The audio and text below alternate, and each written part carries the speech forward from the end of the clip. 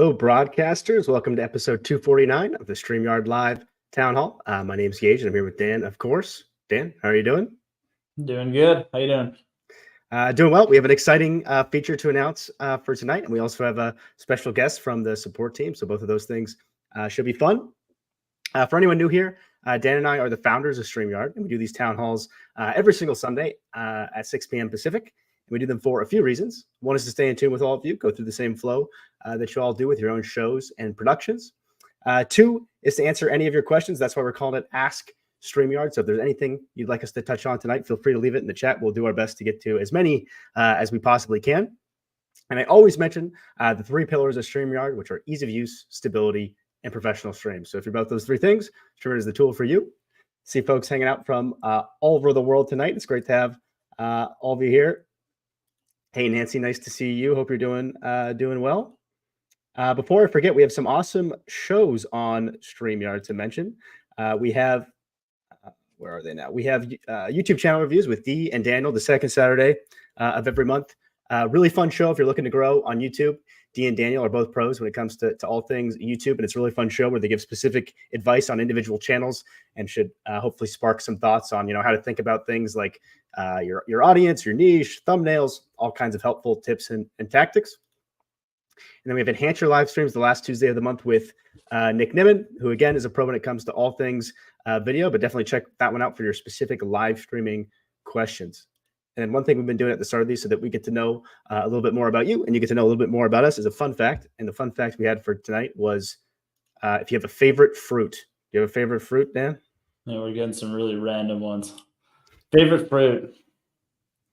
I think mine's a banana. How about you?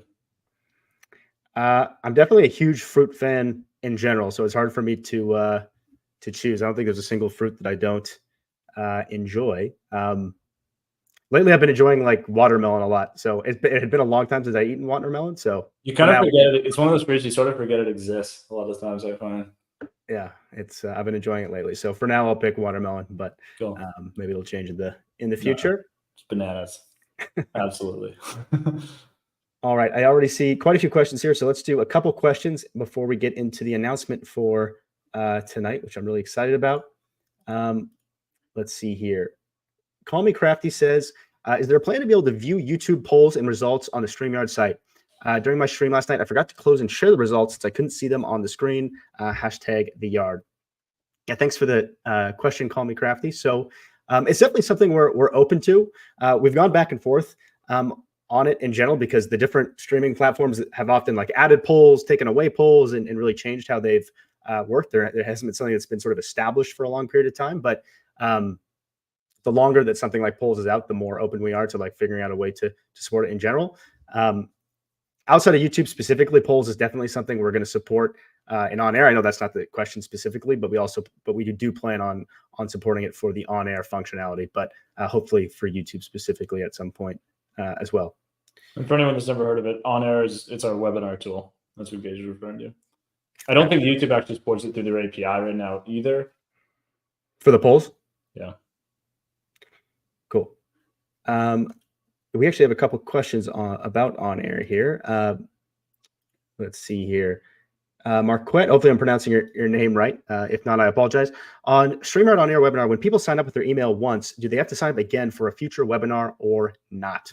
So right now, the way it works is every webinar is unique, where every new webinar, someone is going to, if you choose to have registration on, you don't have to have registration on. But if you do opt to have registration on for the webinar, they will have to put in their email to be notified about that upcoming webinar.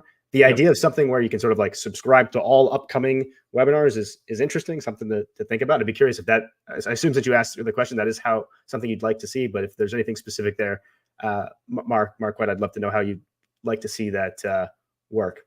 Yeah, and I would say, I mean, this is way more involved and a lot more work, but this is something that a few people have done for your on-air webinars. If you do have your own site with your own login and stuff like that, you can do it where somebody kind of signs up for your site, and then you're just embedding the StreamYard On Air webinars, and then you can kind of gate whoever gets access and do really whatever you want. Like, so you could have paywalls and all sorts of stuff on your end, but then you're not using StreamYard's registration.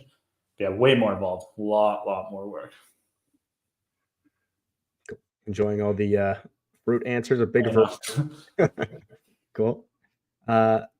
Let's see here. We have a question from Uro Nurse says, any way to adjust the font size on the name bug? Yeah, I assume you just mean on like the nameplates that pop up, Uro Nurse. So right now they're fully dynamic. So the overall size will adjust based on the layout and number of people you have on screen.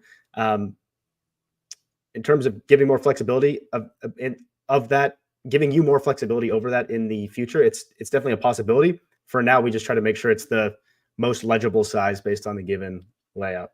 Yeah, the closest thing is we do have those different themes, and they do have fairly different font sizes and even different fonts in general. I'd actually be curious, in your case, are you specifically hoping to make it smaller or larger? That would be useful to know, because maybe we would just make a small change in general. And also, I'm curious which theme you're using. Like the classic theme, for example, has the largest font, whereas the minimal theme, I think, is probably the smallest. Cool. And Tim Evans, I see your question there from LinkedIn. We'll address that as part of the announcement. Chris from Budgeting Just Because says, love the dial up on the touch up appearance. Awesome, Chris. Glad that's working well for you. We just started rolling that out, actually. Very cool. I also see quite a few folks commenting on video backgrounds as well. Glad that you're enjoying those. Let's see here. Chantel says, is there a plan to loop music in the playlist within a group or folder rather than looping the same track over and over? Do you want to take that one, Dan? Yeah. So yeah, this is something that's come up a few times, and maybe even Chantel, you may have asked about it before. It's not something we have plans for right now, but it does come up enough that we're, open to modifying it. I would say, like basically having some kind of concept of a playlist. But yeah, it's not. There's no plan at the moment to be able to allow that, other than we've considered it and we've thought about it a little bit so far. Awesome. All right, let's do it. I mean, and then you probably know this already, Chantel, but like the biggest workaround, if you had like, let's say 4 tracks you just wanted to loop through, is to just use some kind of tool to just merge those tracks into one and upload that track on StreamYard and just play that. So there is workarounds where you can upload your own basically playlist in one track. So that's what I would recommend for now. Cool. Let's do a couple more questions here. I want to make sure we have enough time to chat about, because I'm sure there'll be a lot of questions about the feature announcement. So let me do a couple more and then we'll get back to questions after the announcement. Alvin says, question, after creating and posting a scheduled stream at one destination, can I add a second destination? Yes, absolutely, Alvin. That's one thing we tried to make pretty simple on StreamYard, is you can always add or remove destinations, even if it's already scheduled. Marianne says, question, are you able to rearrange the camera files / videos at the bottom of the screen? Helps clicking the right ones in the right order. So right now you can't rearrange it at this point, right, Dan? But it's something we do want to. Yeah, I would like to support that. I think that'd be pretty cool. As long as we did it in a way that wasn't confusing and was like very easy and intuitive to use, I would like to add something like that. I don't know when that would come, but yeah, our designers have explored that before. We just haven't actually built it yet. Cool. I see tons of great questions here, so we'll get to some of these after. But yeah, I want to make sure we have time for the announcement for tonight, which is the StreamYard Guest iOS app is now fully live and available. So really, really excited about this. The main reason we've been working, it's been a long time coming. We've been working on it in the background for a long period of time. The main reason we wanted to launch it was mostly around the pillar of stability. One thing that historically has been difficult with iOS is specifically Safari Mobile is a browser that's been difficult to support when it comes to the type of technology that we use to facilitate like the video capture and streaming.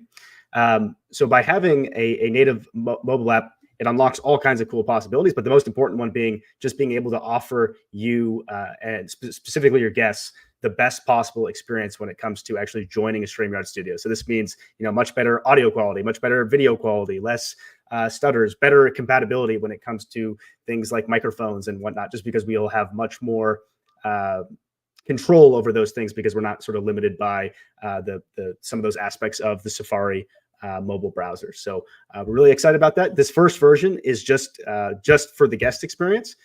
We are working on a producer experience as well, so stay tuned on that. This first version is just for guests. The other reason we wanted to launch this too was now that we have recording as a big functionality and the ability to do local recording. That's another area where stability and quality is super important. And the native app for iOS is going to unlock a lot of abilities for us to do that better by having the mobile experience. Some other cool things that unlocks is stuff like, again, it's not available yet, but it will be coming soon, that previously were more difficult for us to do, is stuff like allowing screen sharing on stuff like an iPad or phone directly from StreamYard without having to use additional tools. Being able to do cool stuff with AI, like the touch-up filter and stuff that's supported on desktop now, but not mobile. Better support when it comes to microphones. So one thing that's always been asked in the past is like, hey, can I use something like an iRig or an external USB mic, which hasn't been supported, but now it is possible for us to support those things. This is the very first version, so not everything is going to be supported out of the gate, but now it is possible if we're going to add those things in the future. So yeah, we're really excited about it. Anything to add? Anything I missed there, Dan? Yeah, I think that was good. In terms of, I guess, just to give a summary, it's really like, this should be the best experience for guests on iOS. So if you have a guest on their phone or tablet on iOS, I would recommend that they use this. Now it's brand new, just starting to roll it out.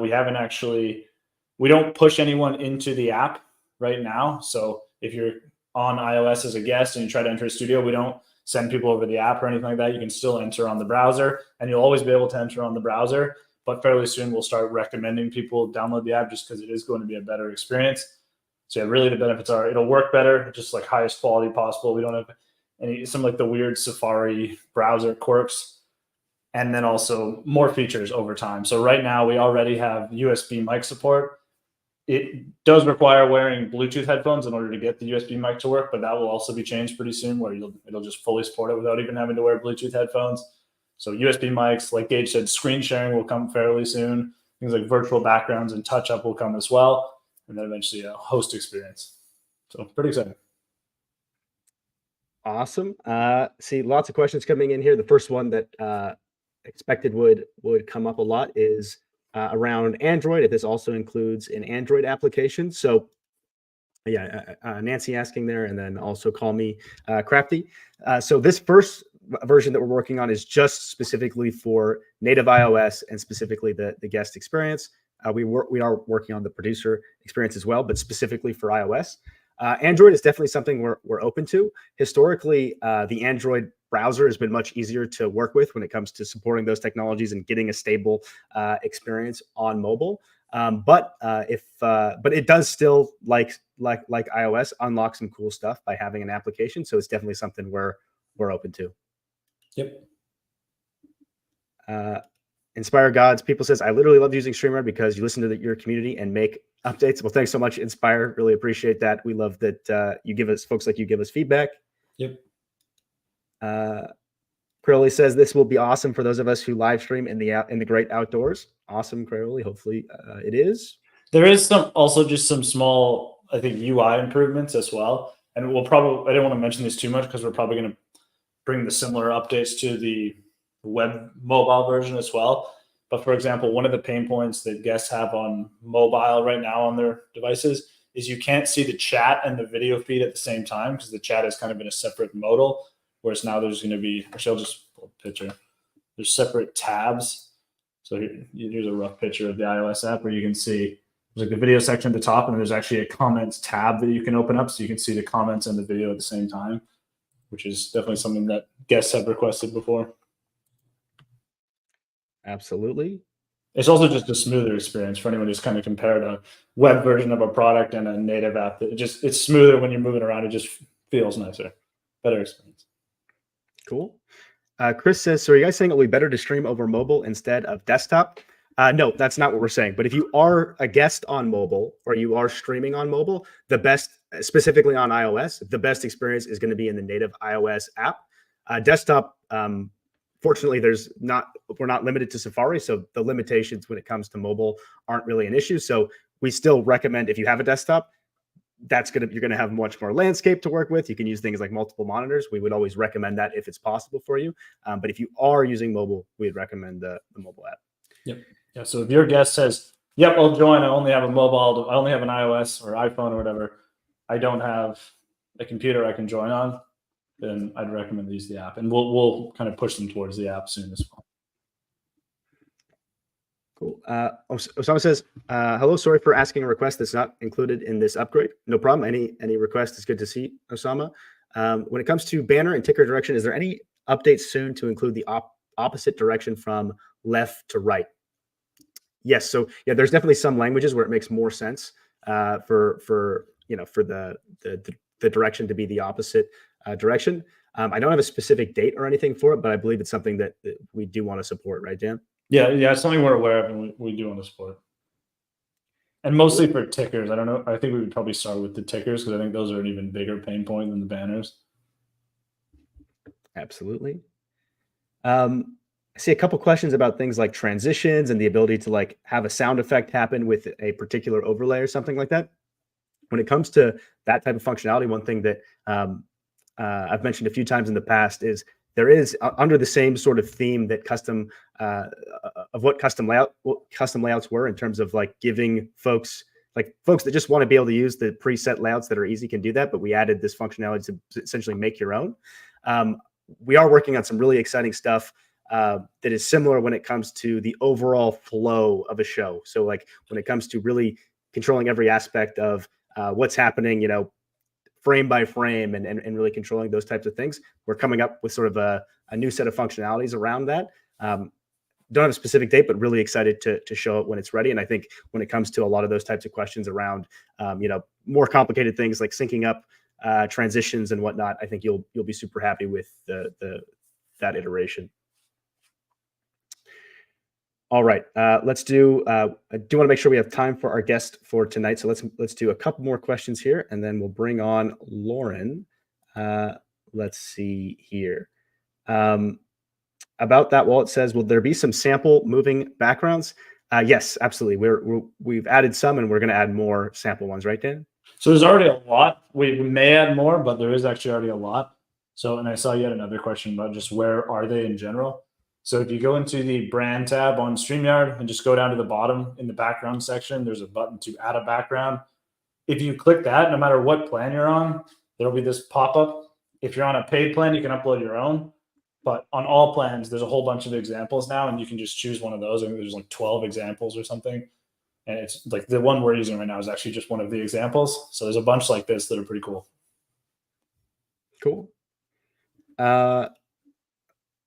Mayana says, I would like to create an FB live event. Is it better to create the event in Facebook or will StreamYard automatically create the event I schedule? How would this work?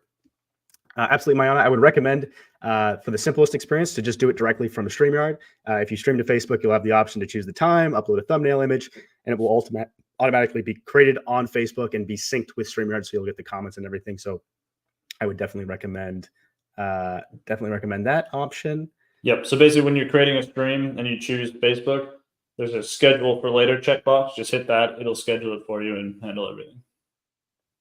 Cool. Okay, one last one here, and then we'll bring up Lauren. Isabel says, is there a way to stream to your own website? What are my options? Absolutely, Isabel. One thing that we launched recently that we're really excited about and happy with is StreamYard On Air. That's what a couple of the questions were about earlier. So StreamYard On Air is basically that same cool experience you get when it comes to streaming to things like Facebook and YouTube. You can essentially do that on your very own website, or if you don't have a website, do it on StreamYard itself and sort of create a webinar experience. And if you're already familiar with using StreamYard, it's going to be super simple for you to do. All you do is when you're creating a broadcast, select On Air as the option, or you can even multi-stream too. So you don't necessarily have to only go to On Air. You could also go to YouTube and Facebook, LinkedIn at the same time. And there's just a little embed code there, and you can embed that directly into your own website, along with the chat too, which is really cool. So folks can actually be chatting from your website onto that StreamYard On Air live stream. Yep. Yeah, and then just in terms of other options, some people do just embed a YouTube stream. But part of the reason we built On Air is because a lot of people don't want to embed YouTube, because then you get all like the YouTube ads and the recommended videos and stuff popping up. Absolutely. But definitely another option. Yep. So I see there's tons of other questions here, so we'll get back to questions at the end. But excited to bring on our guest for tonight. We have Lauren from the support team. Hey, Lauren, thanks so much for joining us tonight. Hey guys, how's it going? Doing good. Thanks for coming on, Lauren. Awesome. Happy to be here. Cool. So for anyone who's never seen this segment of one of the town hall shows, we like to bring up members from the StreamYard team, basically so you get a chance to meet everyone at StreamYard. So it's not just Geige and I all the time. So obviously we've got Lauren today. I've got some questions for Lauren, so I'll ask her those questions, and it just gives you a chance to actually get to know Lauren. But if you have any questions for her as well, definitely feel free to just ask in the comments. Yep. Ready to go, Lauren? Yeah, ready. All right, Lauren. First question. Can you tell us a bit about yourself and what you do at StreamYard? Sure. So I'm Lauren. I'm based in St. Catherine, Jamaica. At StreamYard, I pretty much lead the support team. So I took over Dana's role for a while now.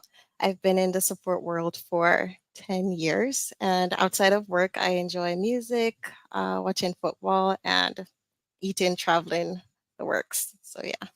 Cool. Awesome. And just for anyone, because a lot of people in the chat know Dana. Dana's still here. She's just in a different role. Cool. And you already mentioned where you're located. How long have you been at StreamYard? I think in November it's going to be 1 year, and I've been at Hopin for 3 years. Cool. What would you say is your favorite StreamYard feature? Oh, this one was hard for me to choose. I really like the recording controls because I'm not super great at recording. I'm like always messing up my words. So I really love that I can start it and like even delete it. But I really love OnAir as well. So I'm going to say those two. Cool. Yeah, I'm a huge fan of the restart functionality with recording controls. Cool. What did you want to be when you were younger? Okay, this is quite a question. So I knew what I wanted to be when I was like in, what do you guys call middle school? Here we call it primary school. I wanted to be a guidance counselor, but then it changed to a bunch of stuff. Like I wanted to be a surgeon, an accountant. Even at one point, I wanted to be a soldier. But I found that I would like to actually do some mental health counseling down the road. So I've kind of gone back to that as well. Okay, cool. Yeah, that's quite a variety. Yeah. And then how did you get into customer support? It was pretty much my first real job working in customer support. And I found that I liked it because I do love helping people and I like problem solving. And I sort of just transitioned into different roles. So I'm still here in support. Cool. Yeah, for anyone watching, if you've ever interacted with support, so Lauren's the leader of our support team, which is pretty cool. Yeah. All right. What is your favorite thing about working at StreamYard? I really enjoy working with the people that I work with. They're quite fun. Like they always have some really funny commentary. And I also like that I work so closely with the product team. So I really like tech stuff, and working closely with the product team, I get to know how the product works or why we have certain features. So I really enjoy that.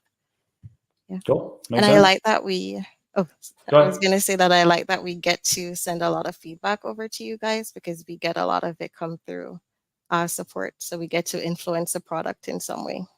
Cool. Yeah, I would say support influences the product in a lot of ways. Yeah. Cool. And then how would you answer our fun fact question? Favorite fruit? Ooh, I'm a big fan of fruits overall. So if I had to choose one, I'd say Jamaican apples. Okay. The right name is like Otaiti apples. That's what we call them here. Cool. Okay. And do you have a favorite karaoke song? I've never sang karaoke, like I've never been to one, but I really love to listen music and sing along. So I do that a ton. And right now I'm singing a lot of James Arthur's songs and Tuflo. So I'm listening a lot of those. Cool. And then final question, do you have a favorite board game? Dominoes. That one is easy. Yeah. Okay. Cool. Yeah. That's a first on this show. Really? Yep. Yeah, it's such a classic game, but I don't think I've ever played dominoes. I've never played it. Never. Wow. It's like a very popular game here, and I've been playing ever since I was a child. So yeah. Cool. All right. If you guys have any questions for Lauren in the chat, definitely let us know. We had one fun question from about that wallet, and the name lines up nicely. Do you have a guilty money splurge, Lauren? Food. I think food. There you go. Yeah. Like I'll always spend on food. Awesome. Cool. And we only have a few minutes left, Dan. Should we go ahead and start queuing up the giveaway tool? We answer some more questions. Yep. Let's do it. All right. Let's see what else we had here. I see there's a ton of questions on mobile. So if there's any we missed for tonight, we of course will be here next week with plenty of time to address them. Joshua says, any future updates for timestamps in backend / green room to help editors? We do have some cool stuff specifically for timestamps in the work, Joshua. I don't have a date or anything super specific, but when it comes to editing afterwards and being able to like map out what happened during the live stream, we do have some cool stuff that we're thinking about there. Yep. All right. While this is queued up, we'll do a couple more questions. But yeah, in case you're not familiar with these, we always do a giveaway towards the end of the town hall. So tonight we'll be giving away a StreamYard pillow and a StreamYard duck. The entries seem lower than. Yeah, I'm looking at that right now. So hopefully we might have to restart it if we did something wrong. But sorry, what was that? Yeah, okay, I got another tab. My bad. Resharing. I think we just had the wrong link potentially.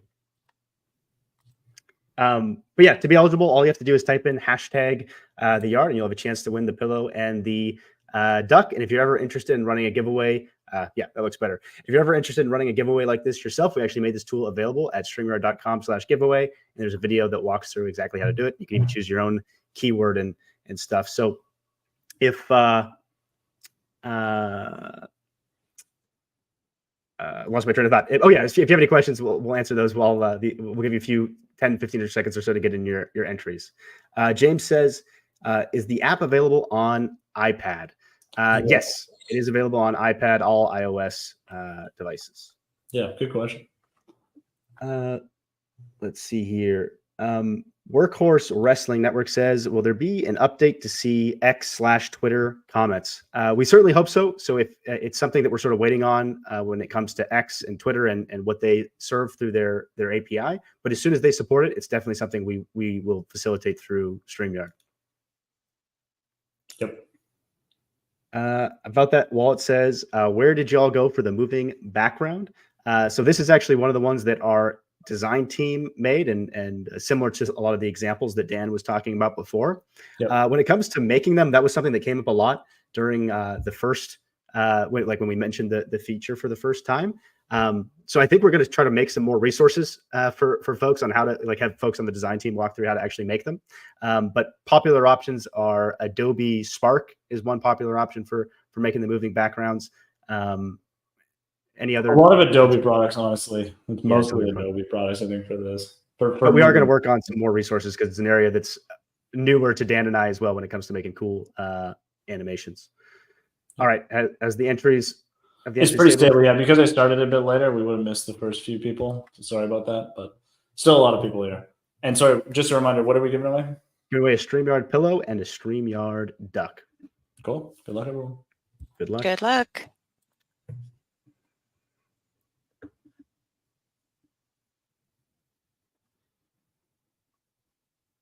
Robert John, thanks so much for hanging out with us tonight. If you could send an email to contact@StreamYard.com, the team can work with you to get you your brand new StreamYard pillow and your StreamYard duck.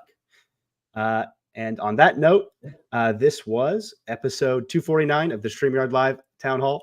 It was so much fun hanging out with all of you tonight. I know we missed a lot of questions, but we'll be here next week to answer all of them, Sunday at 6 p.m. Pacific. And thank you, Lauren, for joining us tonight. Thanks for having me. Cool. Thanks, everyone. See you next week. Bye, y'all.